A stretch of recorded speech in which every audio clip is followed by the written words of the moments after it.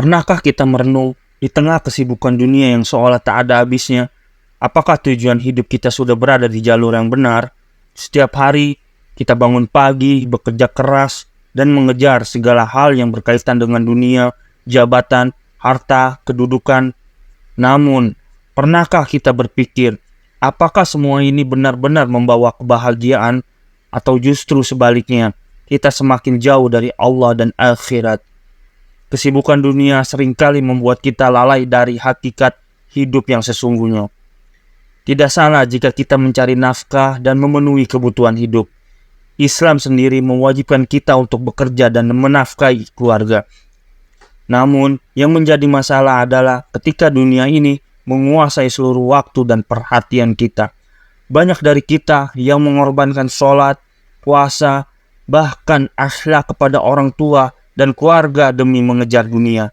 Padahal Nabi SAW sudah memperingatkan bahwa siapa yang menjadikan dunia sebagai tujuan hidup, Allah akan mencerai beraikan urusan dan menjadikan kefakiran selalu di hadapannya. Sementara itu, bagi mereka yang menjadikan akhirat sebagai tujuan utama, Allah akan memudahkan segala urusannya, mencukupkan hatinya, dan dunia akan datang kepadanya dalam keadaan hina. Para ulama terdahulu adalah bukti nyata dari hal ini. Mereka hanya mengambil secukupnya dari dunia dan fokus kepada akhirat. Tapi lihatlah bagaimana dunia mendatangi mereka, bukan karena mereka mengejar dunia, tapi karena rezeki itu sudah pasti ditetapkan oleh Allah Subhanahu wa Ta'ala. Dalam kajian kali ini, mari kita renungkan kembali, apakah kita telah memberikan waktu yang cukup untuk akhirat, atau justru terlalu tenggelam dalam kesibukan dunia? Semoga pembahasan ini membuka mata hati kita dan mengingatkan kita untuk selalu mengutamakan akhirat di atas segalanya. Kalau kita lihat sekarang ini, orang sibuk dengan dunia. Bukan berarti orang itu nggak boleh mencari nafkah, wajib dia mencari nafkah. Wajib dia dagang, usaha, wajib. Cuma sekedarnya, jam habis waktunya dia dari mulai pagi sampai malam untuk dunia.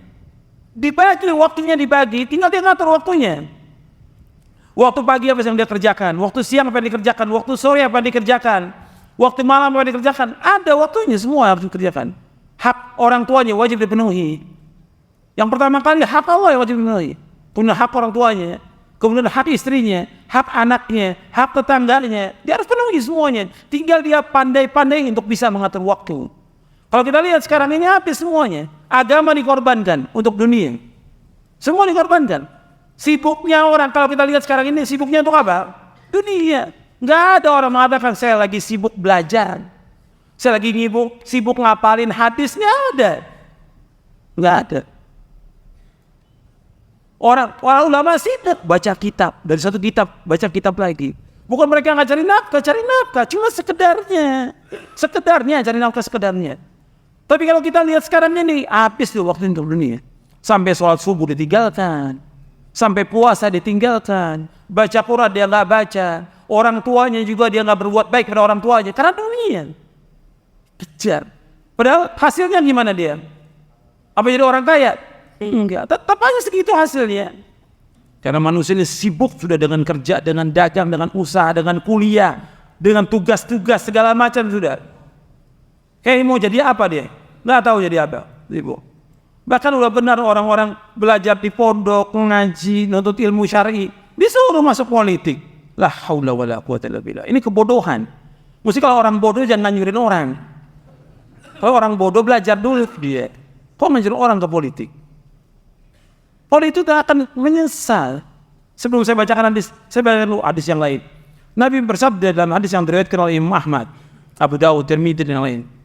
Man ju'ila hakiman bainan nas faqad dhubiha bighairi sikkin, kata Nabi. Man ju'ila qadiyan bainan nas, barang siapa dijadikan qadi, hakim di antara manusia, maka dia disembelih tanpa apa? Tanpa pisau. Artinya hukumannya berat buat orang itu. Waktu zaman dulu orang itu berhukum dengan hukum Allah atau tidak? Berhukum dengan hukum Islam. Di zaman itu, zaman sahabat tabi'in, punya zaman pemerintahan Amawiyah, Abbasiyah, hukum Islam. Kalau sekarang kan bukan hukum Islam melaksanakan. Itu disembelih apa? Tanpa pisau. Ini hadis sahih dari sahabat Abu Hurairah radhiyallahu anhu. Kemudian juga Nabi bersabda dalam riwayat Bukhari dari sahabat Abu Hurairah juga, Nabi bersabda, innakum satahrisuna al-imara wa satakunu nadamatan yaumal qiyamah fa ni'mal murdi'atu wa bi'sal fatimatu. Kata Nabi, kalian akan terus mengharapkan kekuasaan, jabatan, kedudukan kalian terus, kata Nabi. Dan nanti akan menyesal kalian dan pada hari kiamat, menyesal kalian nanti dengan jabatan kedudukan itu. Fa ni'mal murdi'ah, sebaik-baik bayi yang menyusu. Wa bi'sal fatimah, dan sejelek-jelek bayi yang disapi. Al-Hafidz menjelaskan, ini hadis sahih Bukhari. Artinya ketika orang dapat kedudukan, jabatan, nikmat dia, dapat uang, dapat kehormatan, dapat segala macam. Coba ketika dia sudah disingkirkan atau dia meninggal dunia, disapih dia, gimana? Susah dia, disiksa terus dengan sebab perbuatannya. Kata Nabi, ni'mal murdi'ah wa bi'sal fatimah. Ini dari Bukhari. Yang kita baca di sini.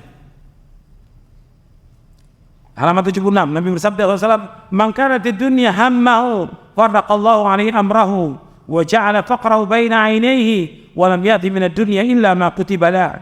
Wa man kanat al-akhiratu niyatahu jama'a Allah lahu amrahu wa ja'ala ghinahu fi qalbihi wa atathu dunya wa hiya radhima. Barang siapa tujuan hidupnya adalah dunia, maka Allah akan mencerai-beraikan urusannya, menjadikan kefakiran di kedua pelupuk matanya, dan ia mendapat dunia menurut apa yang telah ditetapkan baginya. Dan barang siapa yang niat tujuan hidupnya adalah negeri akhirat, Allah akan mengumpulkan urusannya, menjadikan kekayaan di hatinya, dan dunia akan mendatanginya dalam keadaan hina. Hadis ini sahih dari Imam Ahmad, Ibnu Majah, Ibnu Hibban, Baihaqi dari sahabat Zaid bin Thabit radhiyallahu anhu.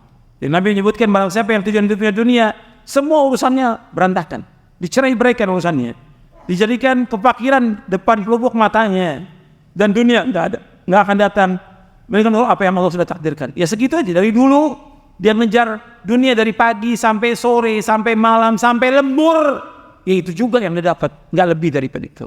Tetap dia fakir. Tapi beda ya, orang urusannya akhirat, Allah kumpulkan urusannya, dimudahkan semua urusannya oleh Allah. Kemudian Allah berikan kecukupan di hatinya, dan dunia datang kepada dia dalam keadaan hina. Dan itu terbukti pada para ulama terdahulu yang mereka nggak mau jabatan, nggak mau kedudukan, nggak mau apa. Mereka tetap cari nafkah sekedarnya, yang dituju akhirat. Dunia datang kepada dia dalam keadaan hina. Karena rezeki ini sesuatu yang sudah pasti diberikan oleh Allah Subhanahu wa taala. Kita mencari sekedarnya buat kehidupan kita di dunia dan buat keluarga kita. Tapi yang pokok yaitu apa? Akhirat. Makanya kita wajib menjaga diri kita dan keluarga kita dari api neraka. Itu yang wajib itu.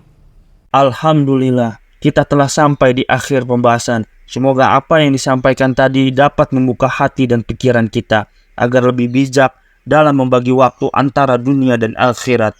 Ingatlah, dunia ini hanyalah tempat sementara, dan rezeki yang kita kejar sesungguhnya sudah dijamin oleh Allah. Maka jangan sampai kesibukan dunia membuat kita lalai terhadap ibadah dan kewajiban kita kepadanya. Seperti yang dijelaskan dalam hadis, siapa yang menjadikan dunia sebagai tujuan hidupnya, Allah akan mencerai-beraikan urusannya dan kefakiran akan selalu menghantuinya. Sebaliknya, bagi mereka yang menargetkan akhirat, Allah akan mengumpulkan urusannya dan memberi kecukupan dalam hatinya. Inilah adalah pengingat penting bahwa akhiratlah yang seharusnya menjadi tujuan utama kita, sementara dunia cukup kita ambil secukupnya. Mari kita jaga keseimbangan ini dengan sungguh-sungguh. Bagilah waktu untuk beribadah, bekerja, dan memenuhi hak-hak keluarga. Hanya dengan menjadikan akhirat sebagai prioritas kita akan meraih ketenangan dan kebahagiaan yang sejati, baik di dunia maupun di akhirat. Semoga kajian ini bermanfaat dan kita semua diberi kekuatan untuk lebih mendekatkan diri kepada Allah Subhanahu wa taala. Wassalamualaikum warahmatullahi wabarakatuh.